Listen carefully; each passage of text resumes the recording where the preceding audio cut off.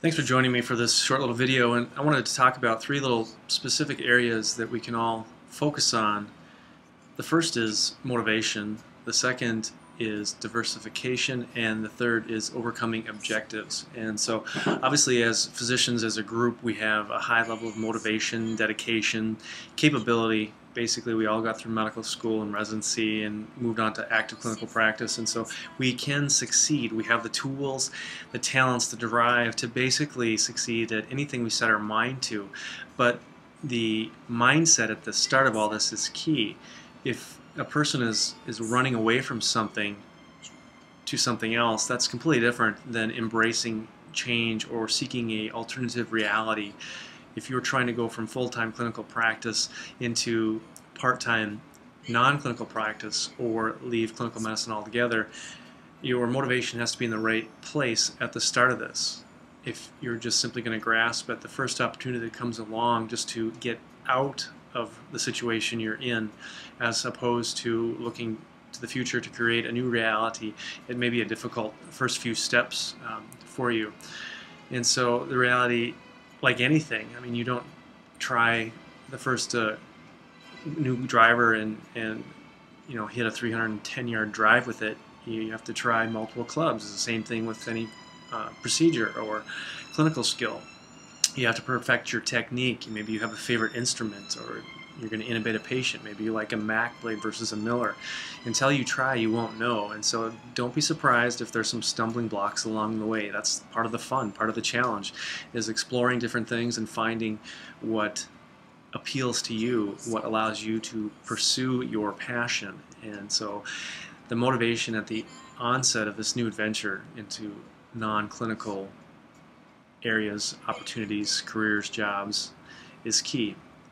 Diversification, the same thing that applies to your investment strategies. You don't put all your investments into a 401k and let it sit there and cook for 20 years and hope for the best. We all know what the outcome of that is. And so not putting all your weight, all your hopes, all your goals into one specific area and hoping that that turns out in a way that is successful enough to completely replace your clinical salary, well, that's a little doubtful unless you hit it out of the park on the first try, and that'll segue into creating multiple streams of income. For example, this is just a tiny little example of something that I just stumbled upon. I wrote a book last fall, uploaded it onto a electronic delivery platform, and it has nothing to do with medicine. It's just a passion that I had, and I created a short little 5-page ebook and forgot about it. And it wasn't until recently that a friend of mine asked me about it that I happened to log on and see that that book has made several thousands of dollars, and it continues to sell. And so that's just one example of how a small, tiny piece of passive income, when scaled and multiplied, could result in a significant, or the ability to significantly change your future. If you can replace 1 or 2 clinical shifts with a passive income stream such as that, why not? I'm currently down to averaging 2 shifts or two days of clinical work a week. I pick up some other shifts when the opportunity presents or when the interest is there, but I don't let it interfere with living life. I can go to my kids' soccer games and basketball games and can do the things that I want to do, and that's what this is all about, is living life, getting time, getting your life back. The last point to just touch on is objections. You're going to meet a lot of objections along the way. Some of these will be internal, others will be from family, friends, and colleagues. One of the internal objections that I often hear and that I thought about a little bit when I started this journey was, boy, I sure spent a lot of time, a lot of training, a lot of hours getting to where I am clinically now. But that's not really what fulfills me. Being able to do the things I want to do when I want to do them with my family and friends, that's the motivating factor. And so the reality of it is I don't feel that this is wasting any of the clinical skills or abilities or the training that I have, because I've been able to take that unique skill set and that unique knowledge base and translate that into areas that have nothing to do with clinical medicine.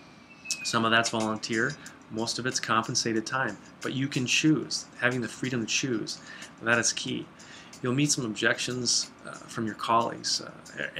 Every day when I run into somebody that I used to work with full time, they want to know what's going on and what I'm doing and how I'm doing it. And some of them will scoff and raise their eyebrows, and others will just say that they just can't see how a person has the time to do any of that stuff. And my response to that objective is, well, give up an hour of TV a day.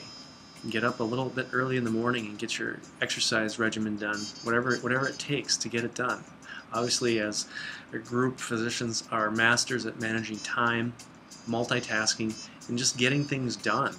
And so there's really not any reason why you can't find a little bit of time in your day, even if it involves staying up a little later than you want, to pursue a passion. If you're really serious about getting out of full-time clinical medicine and getting more of your life back, it's going to take a little bit of sacrifice, but the reality of it is you've been successful. You've gotten through the hoops and hurdles of getting into med school, finishing residency, and starting a clinical practice, maintaining your board certification. That stuff is all hard. This stuff, not so hard. Just takes time, takes energy, and takes motivation. I have to realize that none of this is going to be like a light switch. It's not an overnight create something, do one thing, and suddenly the next day you've created an empire. No, it's just a little bit here, a little bit there. It's just like studying for your board exam. You just have to slowly piece it together, create value, add on top of your experiences, get yourself out there, meet people, and you'll be successful. And so I think if you can just focus on those things, that the right mindset and motivation factors are key at the start of this. Diversifying your efforts. Don't put all your eggs in one basket. Try different things. More than likely you're going to find more than one area of non-clinical medicine that you enjoy, that you're good at, that inspires you and motivates you. And last, just use your thick skin. Obviously, as a clinician, you've developed a fairly thick skin over years of practice, and you're going to meet some objections, some people that just don't really understand what you're trying to do, and that's fine. I still hear objections from some of my family members about how can I go from full-time clinical work, nights, weekends, holidays in the ED, taking call. I don't think it's a hard choice to make. Spending time with my family and friends, living the life I want to live, being free to choose when I want to choose. That's what this is all about. Thanks for joining me, and we'll talk to you soon.